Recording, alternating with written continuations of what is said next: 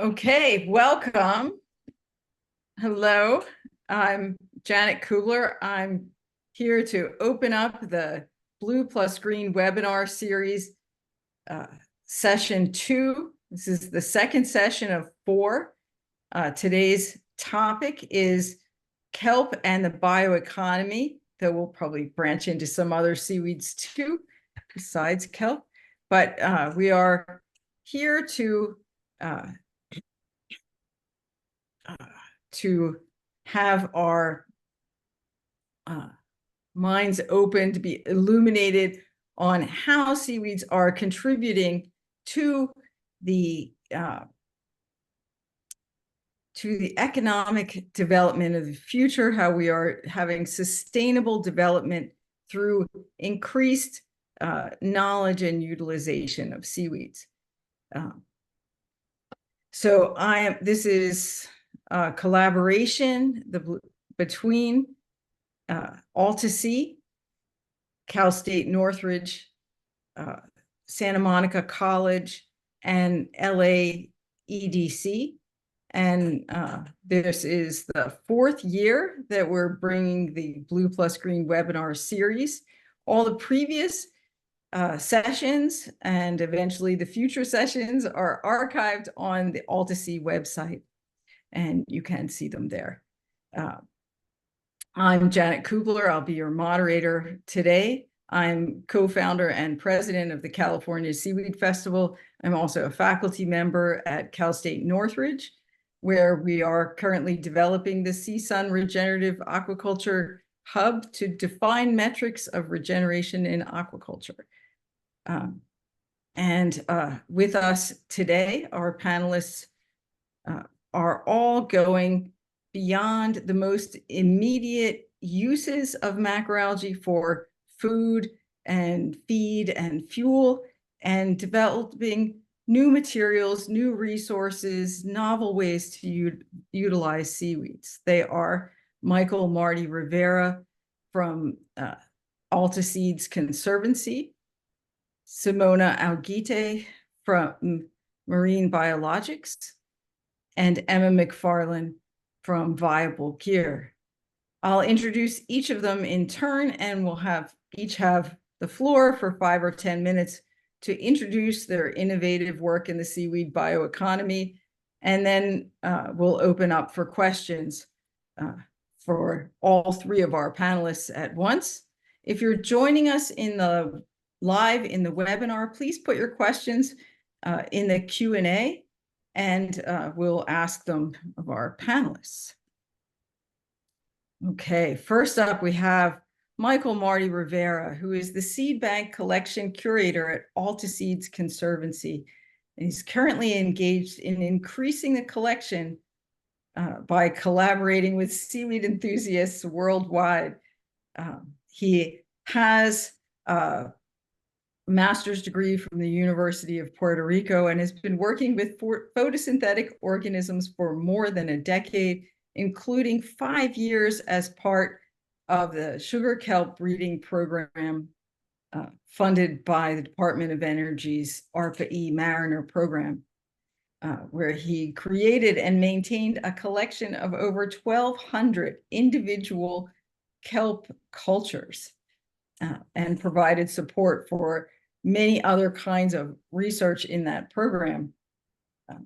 So I'll pass it over to you, Michael, and you can tell us about what you're doing right now in the seed bank at AltaSeeds Conservancy. Excellent. Thank you so much for that kind introduction, Janet. And thank you for the invitation to be a panelist here in this Blue and Green webinar series. So I guess I will want to share my screen just to share a little bit about AltaSeeds Conservancy. So I will go ahead and do that here. Fine if I go here. Is that sharing correctly? Yes, if you want to put that in presentation mode. Oh, it's not in presentation mode. Okay, hold on. It is now. It is. It's good now? Oh, thank you. Yeah, so again, Michael Marty Rivera, and so Alta Seeds Conservancy, going to be talking about the seed bank for aquaculture and conservation. So essentially, our organization is a nonprofit organization that has like 4 main pillars, which are seed banking, distribution, farming, and restoration.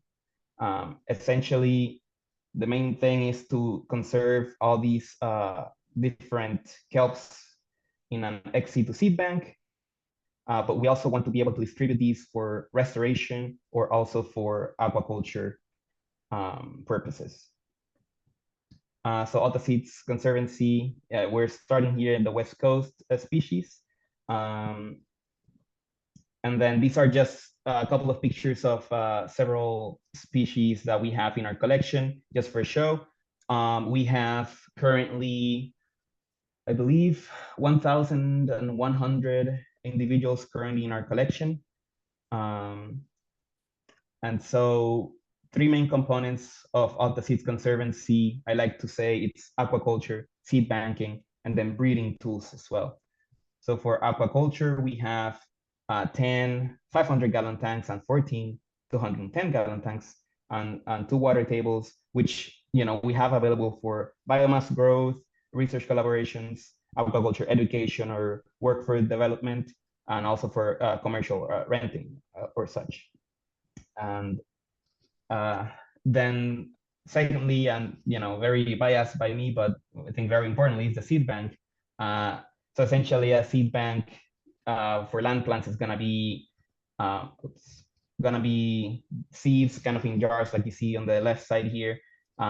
Meanwhile, in our seed bank, we have them in these small 5 milliliter vials where we can have them separated and identified where everything came from. And you can actually see morphological differences between the male and the female gametophytes, which are the seeds.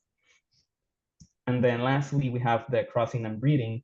And essentially, this is talking about traits that can be we can breed for, which can be something like thermal tolerance, fast growth, commercial or other important compounds that can be used in different industries. And I just quickly put this slide together thinking about like economics, right? So these are just some typical or upcoming like markets for seaweeds. You have human food. I'm sure people here have tried different seaweed snacks, or for animal feeds, also biofuels or biomaterials, which I know we'll be touching upon later here. Then also like for pharmaceuticals, hydrocolloids, biostimulants, and then also this other thing that is like carbon and nitrogen capture, which is like ecosystem services. And just wanted to be quick intro of ourselves. So that's it. And then I'll be done with my slides. I'll stop sharing. Okay, if you have questions for Michael, please put them in the Q&A. Okay.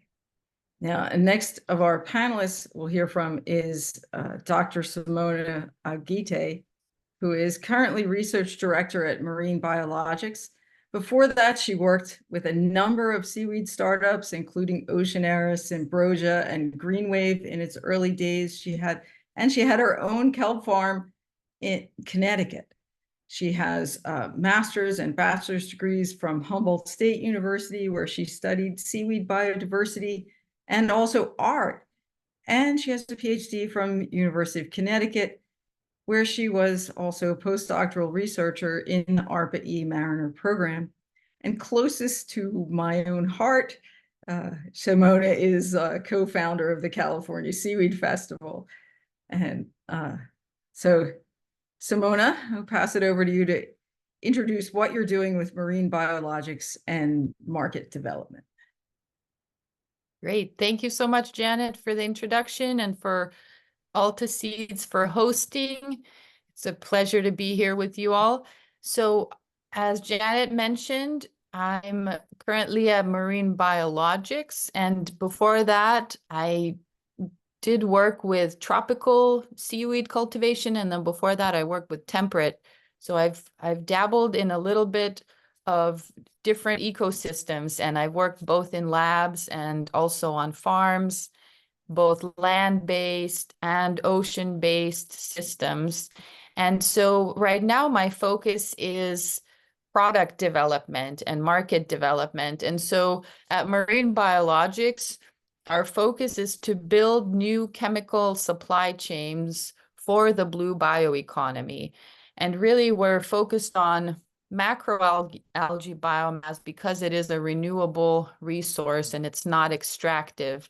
But what we're focused on is extracting different high-value compounds with applications specifically targeted for human health, because that's the current high value.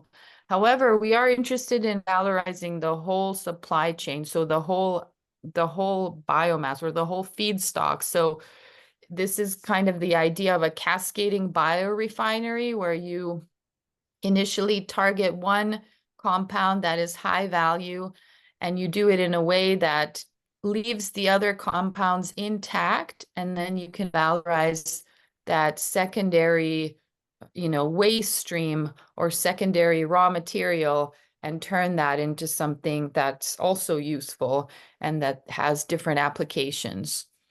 And again, the reason behind this work is that we see that the chemical industry as a whole is a huge greenhouse gas emitter, and it needs to shift away from petroleum-based products.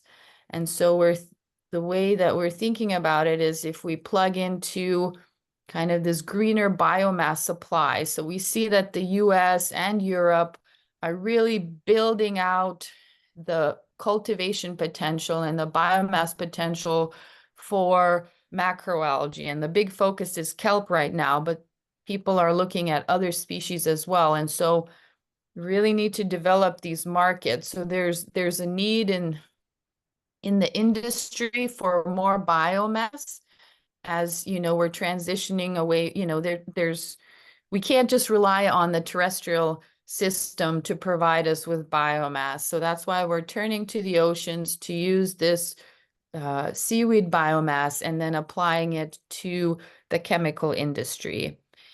And so we're still early stage. We're figuring out our products, but we're looking at different polysaccharides, but we're also looking at things like pigments and other things that are, smaller molecules that are found in lesser quantities, but could have different applications, again, for human health.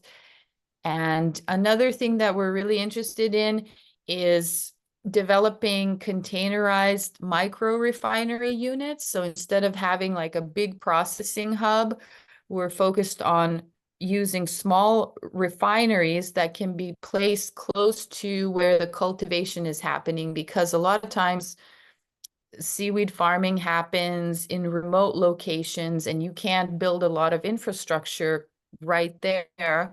So instead you could just place we're looking to place small units, do the partial processing there, and then move the product to a bigger centralized hub where it can be further processed.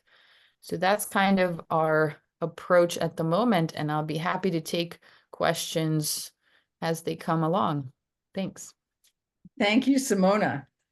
And our third panelist is Emma McFarland, who's Chief Operations Officer at Viable Gear. Emma has a history of work in philanthropic consulting and social enterprises.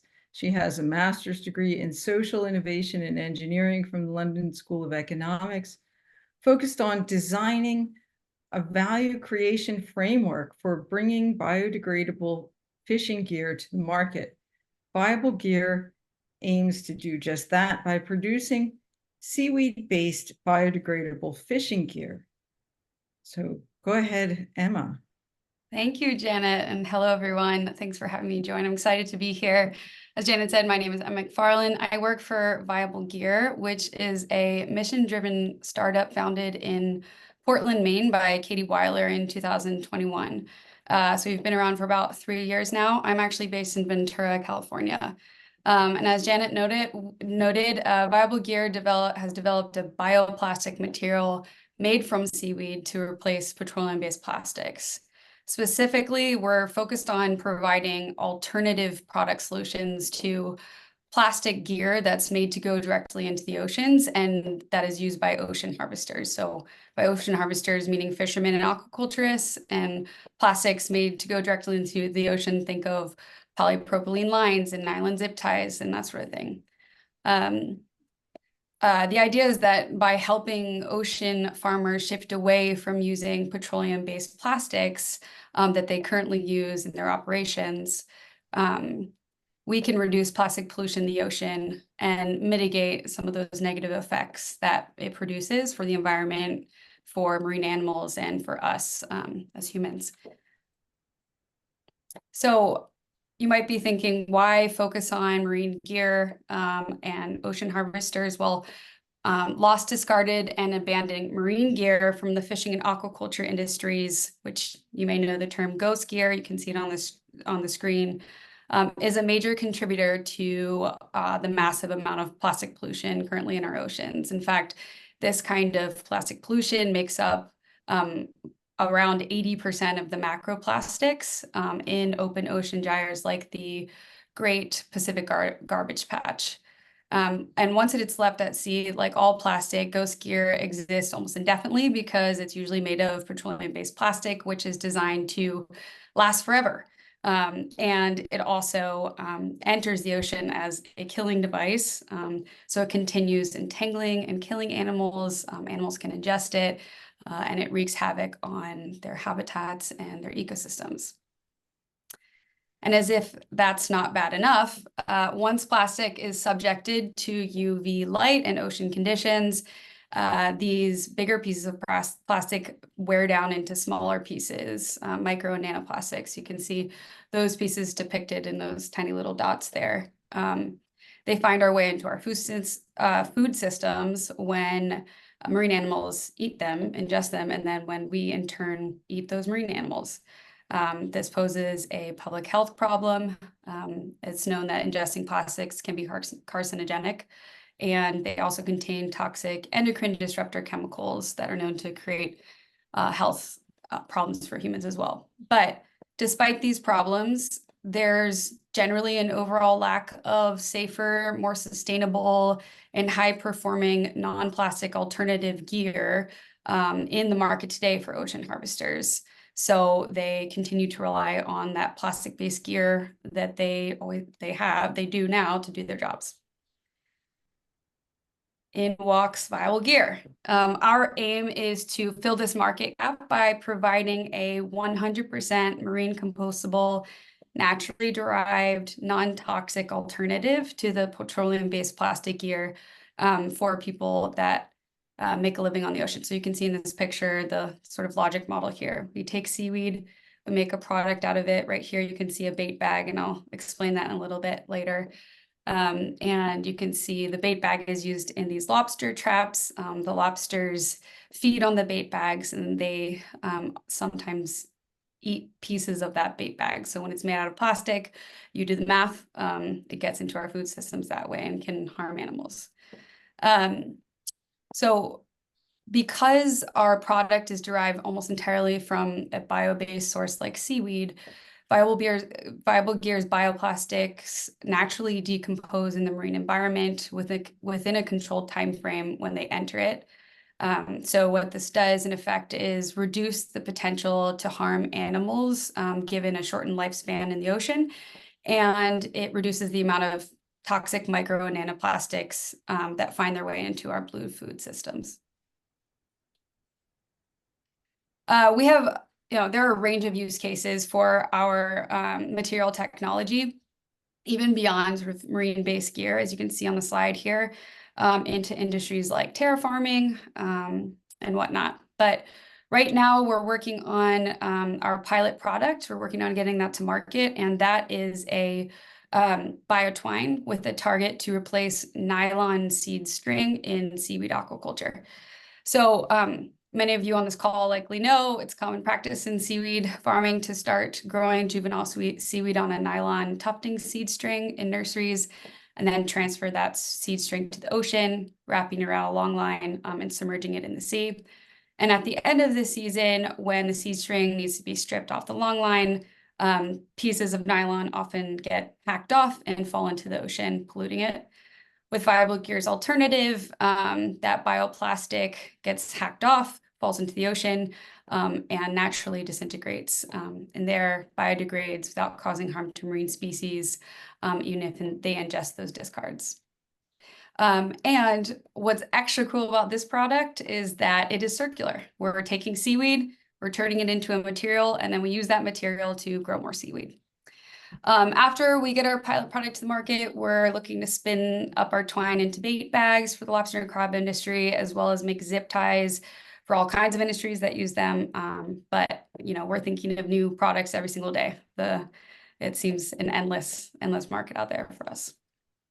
So lastly, just wanted to show you some pictures, and then I'll leave it there and open up for questions. But this is what our pilot looks like. It's a bio twine. Here's Katie Weiler, our founder, holding a really heavy weight up with our twine. The middle picture is just a close up and personal picture of our multiply bio twine. And then the third picture shows it as a seed string around a puck that's going to be used in the nursery.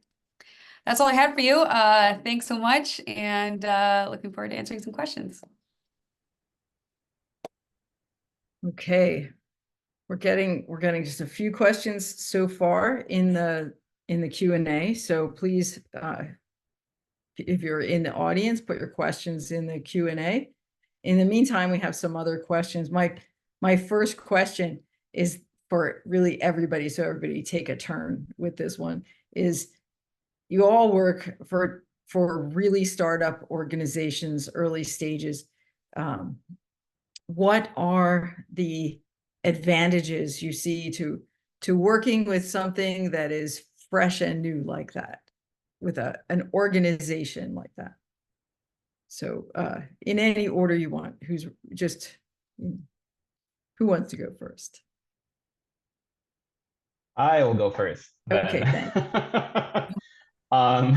Yeah, so it is so interesting to me. Like when I started working in this nonprofit, there was just the ground.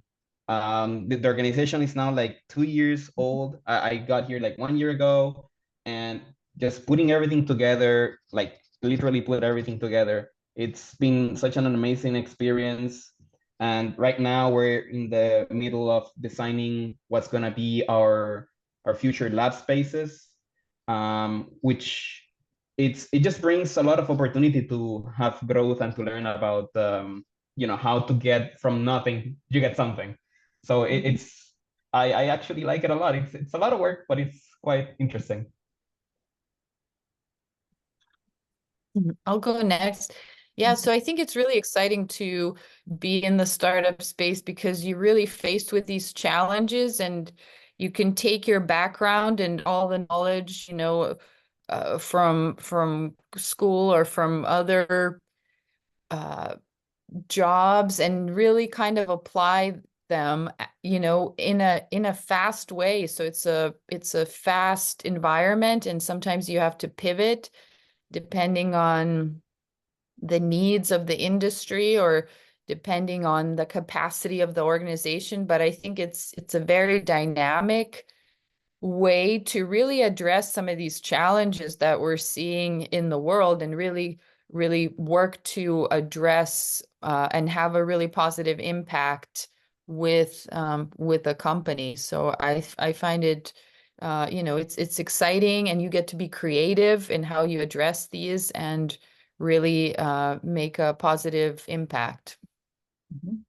Yeah, and I will echo both of those statements by sort of saying something similar, which is that I think, being in a startup is just, to use the word that was previously used, is ability to pivot. I mean, if we think about us trying to, create a no plastic future. That's going to take a ton of trial and error, and working in a startup setting that is nimble, that is dynamic, really is conducive to that endeavor. So that's why I love it. I just find it really exciting, and every day is a new journey. Okay, so we have a question in the Q&A that I see how it applies to each of your endeavors in kind of different ways. Generally, it's asking about the balance between aquaculture and natural ecosystems, and how aquaculture and natural ecosystems can interact to support each other, or be that aquaculture can possibly be detrimental to natural ecosystems. So starting with Michael, so you're balancing the kind of needs of commercial development and conservation in your organization. So how does that work?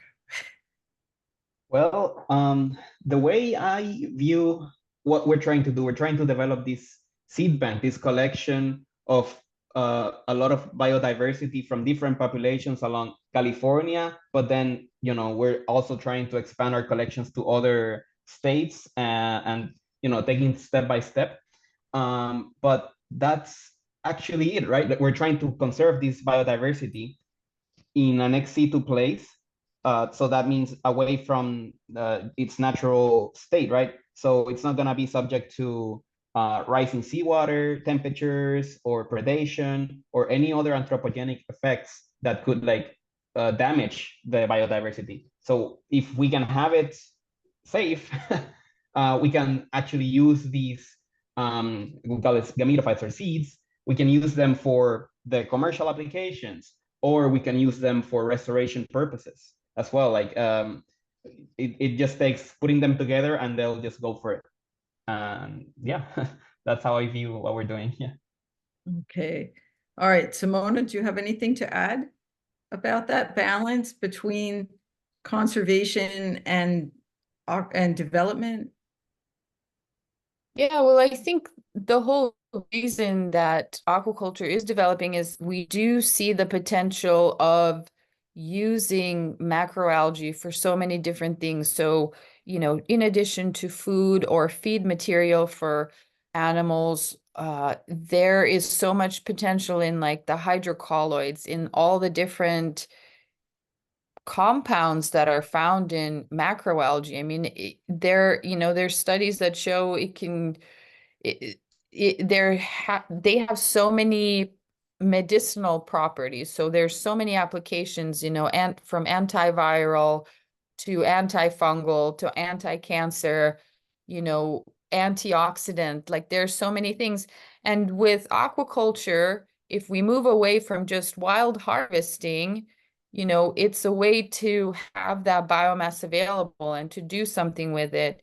And, one reason to leave the wild stocks in place is that they are ecosystem engineers, and they do provide various functions for marine food webs, both in the ocean and both in intertidal. And so, other critters rely on these wild seaweeds for their homes, for their food. And so again, if we're not depleting those wild stocks that are already under so much pressure from temperature and development and runoff, and there's all these stressors, if we focus on cultivated species, we can still get the benefits of all these, healthy compounds that we can put to use and, not disturb the wild population. So, that's how I see that aquaculture really can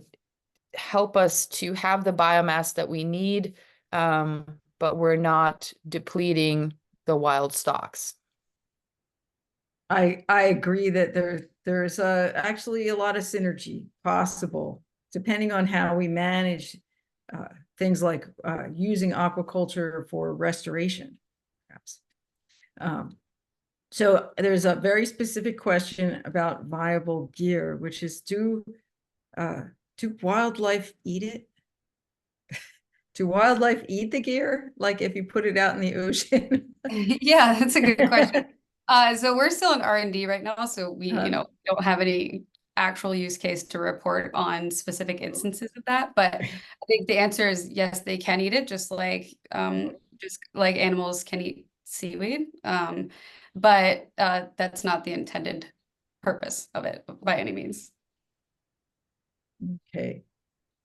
All right. There is so in the chat we have Katie Weiler, who is the founder of Viable Gear, who says creating demand for seaweed cultivation, not devastating wild populations through wild harvesting alone, is the goal, which provides job opportunities, which is the goal of Viable Gear, as well as moving away from crude oil drilling for traditional plastics. And I think we all agree that moving away from traditional plastics is something that we have to do, because how much more plastic can we have in the ocean, right? Till it's just full. Yeah. Okay, so I want to change gears slightly and go back to asking about the seaweed biorefinery concept, and especially small refineries. You mentioned, Simona, that refineries that you can have localized primary processing. Is that from fresh or frozen seaweed, or what kind of feedstock goes into the biorefinery? Yeah, that's a great question. And I think there's a lot of work right now focused on this question, is how do we process the seaweed because of the challenge of kelp farming and a lot of the biomass coming in at the same time. So a lot of the harvest comes in within a few months. And so you really have to address it, and you have to do something with your biomass really quick. And so people have been focused on different ways to stabilize the product, including fermenting, freezing, drying. But some of these are very energy intensive processes. And so we're trying to find ways that, are carbon neutral and low energy. And I think there are different applications for that product. So once it's like after the initial stabilization, there's different applications, but I think there's still a lot of testing that needs to be done to see, are fresh products, are they more bioactive, for example? Are the compounds more bioavailable? Are they more potent than if you do the primary processing and stabilize them in some way? So I think there's still work that needs to be done in this space. Okay. So I have there is a kind of a question in the chat about education. So maybe that bridges us into talking about education. So if someone wanted to begin to work, say, in biorefinery of marine products, which seems very specific, or in growing kelp, or keeping kelp alive in culture, or doing, polymer chemistry with seaweeds, where would they start? Anyone want to jump in first? You want to say, I'm going to ask Emma to tell us about it. Oh gosh, well, I mean, that's a great question. I think everyone has their own pathway. And clearly we see a number of different avenues to learn about them just from the folks on this call today. I can speak from my perspective, which was just a natural and personal interest in marine biology and in plastic eradication and in preserving the ocean. And so I really got into that from an academic perspective, decided to pursue a master's degree in social innovation entrepreneurship, where I focused on this particular issue, which launched me into a career in social enterprise startup. So that's that's my kind of foray into this. I think it's about being curious and tapping into the resources in the local community around you. There's a great, hub in Santa Barbara near me, for instance, that I went to recently, where I got to listen to a great talk from the Global Ghost Gear Initiative. And someone offhandedly handed me that flyer because they knew I was interested in that subject matter, right? So I think it's just about becoming curious, thinking, trying to spread your feelers out there and look for the resources that exist just in your backyard, and then seeing what connections you can make from there to learn more. Okay. How about you, Michael? What do you recommend someone wanting to get into kelp cultivation, like like you have the skills and the talent to keep things alive out of their natural environment for the long term? How does someone get started doing that? All right. Yeah, that is a question. I think, I mean, there's a lot of skills that can come from what is just aquaculture in general. I do think there's also a lot of microbiology involved.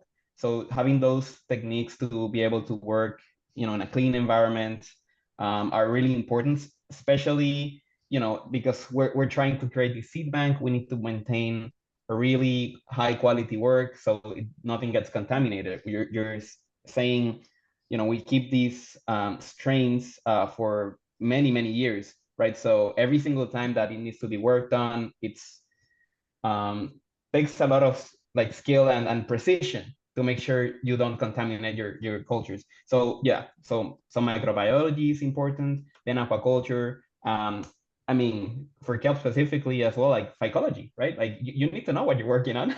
So I think these are some skills that are you can learn, and then you can actually apply. I think that would be what I would say. Yeah. All right. Yeah, I'll just Go ahead, add, Simona. yeah, there's plenty of classes to take. I think it's super important to get formal training as well, because some of these techniques are very precise, and you need to have clean, sterile environments for doing some of the work. Lab experience is so important, but also just getting internships and working with folks, just to kind of get your hands in the lab and like learn the instruments, learn the techniques, learn the science that goes behind bioprocessing, because there's so much knowledge already out there, and learning from folks that are already doing this type of work is really important. Hey, there's a question that's come in from the audience, which says, which species of seaweed or type of seaweed has the best potential to be used in many products? So which is the most versatile? Sounds like they're asking which is the one they should be growing. But which has the most potential to be used in many products? So this is maybe a question for Emma and Simona. So go ahead, Emma. Yeah, sure. And Katie did respond in the chat too, but I think there's like two parts of this, right? There's there's a real scientific answer to this, and then there's the kind of like market perspective as well. And I can sort of speak to the latter. With as Katie noted, Viable Gear's formula is proprietary, but we work with brown macroalgae predominantly. And we also trial other species too. I think what really matters is the use case of what product you're making and what the kelp specifically, what kinds of which kinds of species have the different things you can take from them to make different use cases from them, essentially. So, all species have polysaccharides. Some have differing variations of them. So depending on what you're making, that's kind of some of the things you have to think about. And it's a trial and error. It's the fun part of the work, right? Trying to figure out what kinds of species work best for different applications. From a scientific perspective, I'd love to hear from those on the call that can speak to that. All right. Well, there you go, Simona. Please speak to that. Yeah, so absolutely. I think that macroalgae have so many different compounds, and it's like every species has something new to add to the equation. And even if you just look at, browns versus reds versus greens, there's different polysaccharides, there's different polyphenols, different pigments, lipids, different microvitamins. So there's so much diversity in terms of compounds. But then I think we're faced with the reality of what can farmers grow? And so in the US, it's definitely, or in North America, it's been kelps, and especially sugar kelp. That's an easy one, but people are diversifying. So farmers are looking at other species, and those new species can have new interesting compounds. And I think that's, and I think so it's really important to work directly with farmers. I think they're also open to diversify their products depending on the needs of the industry. And, there's so much interest to look at reds, for example, palmaria or gracilaria, ones that are relatively easy to grow and that, again, have different applications, that maybe have higher protein levels for, food applications or things like this, or, or green algae, so that have additional compounds. So again, I think the industry is developing, and I think we'll see a diversity of new species coming onto the market with different applications. Okay, so there's always the question of what is the highest value product? Like like right now in the, near term. So you mentioned things for human health. Are you willing to say more about what kinds of molecules those are that you're refining for human health?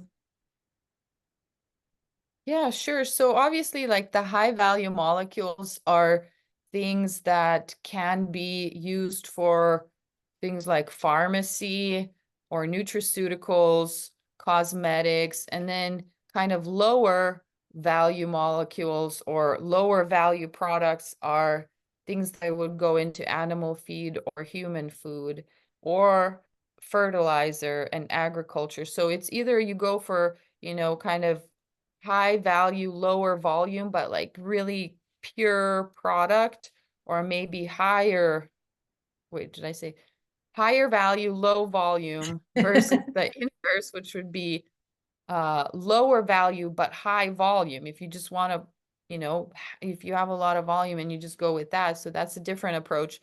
But, higher value molecules include things like fucoidins, beta glucans, mycosporin-like amino acids, pigments, polyphenols, and then some of the lower value are things like other polysaccharides, like, for example, alginates and laminarins. So again, it depends on application, and it depends also on what's already in the market and what's already available. So yeah. There's a question from the audience about kelp restoration. So I think this is appropriate for Michael, right? So you want to talk more about the conservancy side of what happens at Alta Seeds Conservancy. Are any of the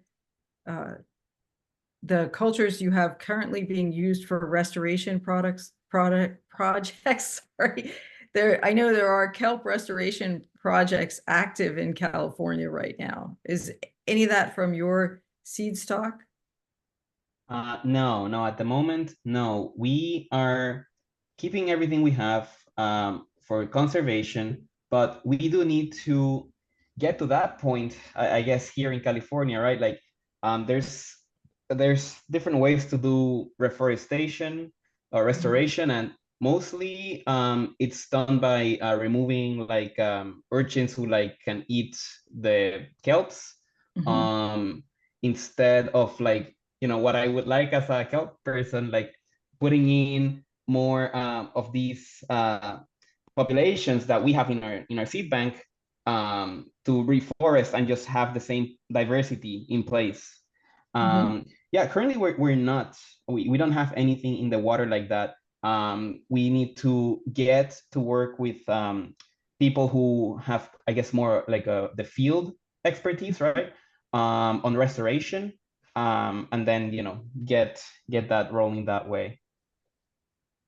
Okay, and I think got right to what the person asking the question wanted to know, which was, when's that going to happen specifically? And we don't know, but we know that it's starting, right? That you're making resources for restoration, and people are starting to do replanting in different places. Yeah, in that sense, yeah, definitely. I mean, we absolutely want to be able to get to that point to do that. There's like you know, many different techniques that are done for restoration, for like planting out kelps like elsewhere. Not here yet in California, but you know, there's like the green gravel, which, you know, you like seed some rocks and throw them and that way they can just regrow with very minimal involvement.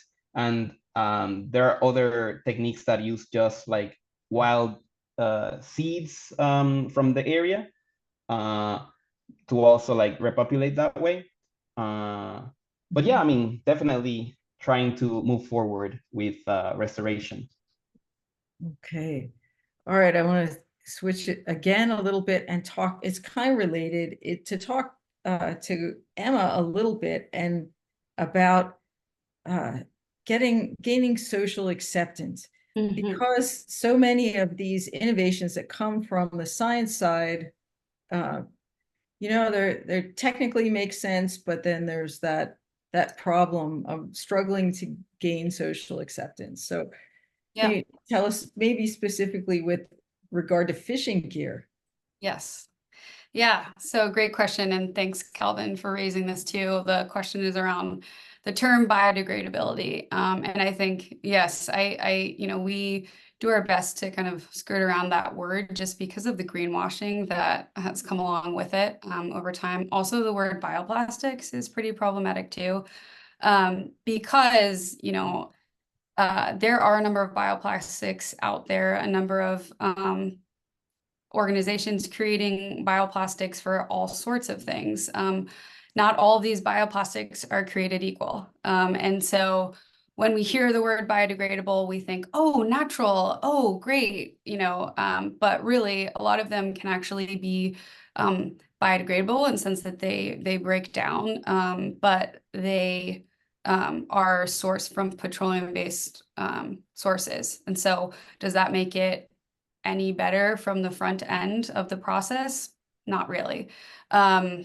It also doesn't solve the process on the latter end too, once these things are in the water. So really what this is about is more research, more investment in research and education around some of these distinctions of what really means bioplastic, what really biodegradable means and should mean in this particular context. So sourcing from a bio-based source and creating products that are biodegradable and that don't break down into toxic particles. So I think it's a long journey, I think we have with this because of the confusion out there, Janet. But I think it's all about science and education. And a part of our job at Viable Gear is not just to develop a product that's better for the planet and better for us, but also to educate what that actually means and why it's different than other products.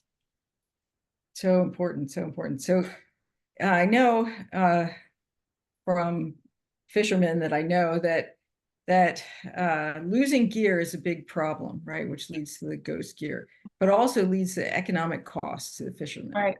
Right. Yes. And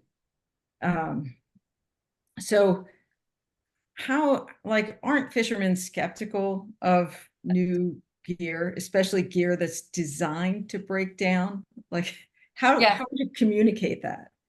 This is another great, very interesting question. So I think the overarching kind of responses from our customer discovery has been that there may be some hesitancy to change in certain instances, just like really anyone that's given a new product that doesn't have a lot of data about it. But overarchingly, fishermen are willing to try new products as long as they cost the same and as long as they function, their performance is the same or better. And so those two levers, the cost and performance, are what we're really focused on in order to get this further into the market as something that can actually work. I think, if you think about it, plastic pollution is really detrimental to the ocean and to fish stocks, and to the viability of fishermen's livelihoods. So if you back up in that picture, I mean, there's a vested interest from that population, our customers, to invest in better products for the ocean. It's about kind of making sure that we can provide that to them at a cost that makes sense, that's competitive with other products, and provide the gear that will let them do their jobs just as well as they've been able to before, to really get this to make a shift in the market. Okay. All right, I think we're coming near to the end of the hour already, which is just shocking.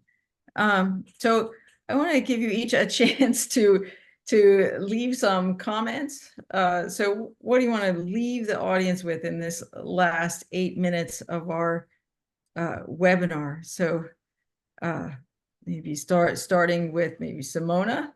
Do you have one statement to leave this Closing webinar remark? with? Yeah. Sure. Well, I just want to say that, there's so much potential to build out this industry with a renewable feedstock that is cultivated macroalgae. And I think that, we're kind of at the beginning stages of it right now, where industries are being really creative, developing new products, developing new markets. And I think as those increase, there's more of a demand, and then farmers will increase supply, and hopefully that will, level out the costs and make the supply more affordable. And this will again feedback with to more consistency and better quality of product. And it's my optimistic outtake that this will continue to move the industry further, and there will be more trust between the different sectors, and we can really build out this renewable biomass, and again, move away from those petroleum-based products and have a greener chemistry, have new applications that are less toxic for many different industries, for chemistry, for aquaculture gear. Like, there's so many different applications. And I think if we're valorizing the whole feedstock, there's so many different ways that we can go. And this is just the beginning. So I'm really excited to see what this will bring. All right, love that. It's just the beginning. How about you, Michael? Leave the audience with one big thought. I mean, I think I gotta agree with like what Simone is saying. Like, there's just a lot to do. It's really the beginning. We really are trying to get a lot more biodiversity into our collection for conservation, and we wish to collaborate with more people to bring in more material. Okay. All right. And Emma? Yeah, just a big thank you for having me join today, for listening to me, for asking great questions.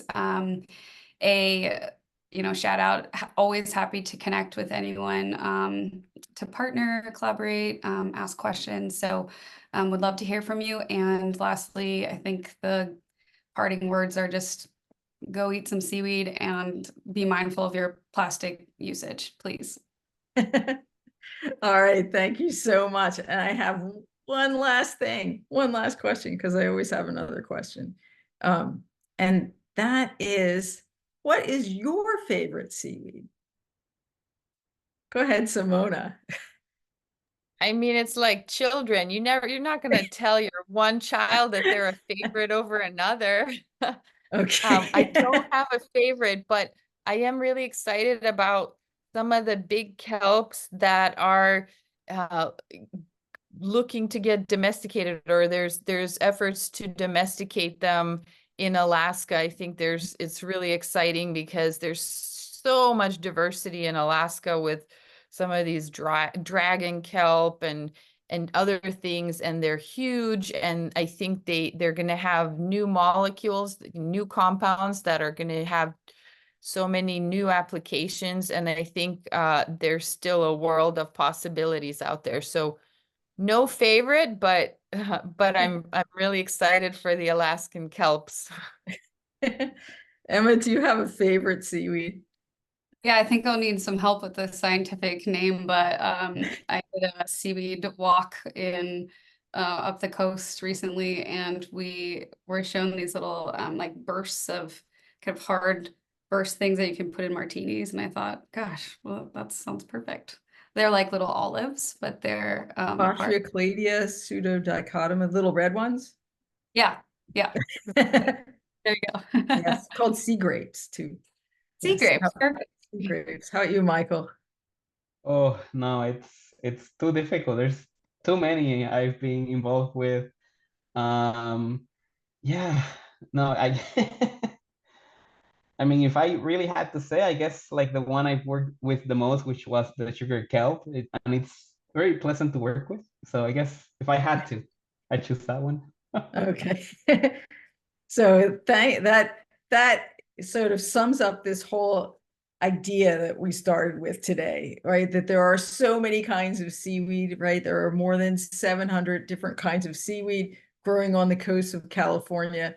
There's so much potential, and we're just at the beginning of learning how those seaweeds are going to help us have sustainable development in the future. So I want to thank you all for this interesting conversation. It has been just wonderful to hear your different perspectives and enlightening. I want to remind everyone in the audience that this is the second of 4 webinars in the series. The next 2 will be in June, one in June and one in July, with different topics, but always on our general focus of aquaculture and the blue economy. So I think we're going to, okay, and it'll be sending out soon to everyone who's on the list currently the invitation to session 3 in June. Okay, feel free to contact any of us at our organizations, which are displayed on the screen, and also can contact us through the information you saw when you signed up through Eventbrite. Okay, thank you so much. Thank you. Bye-bye. Bye.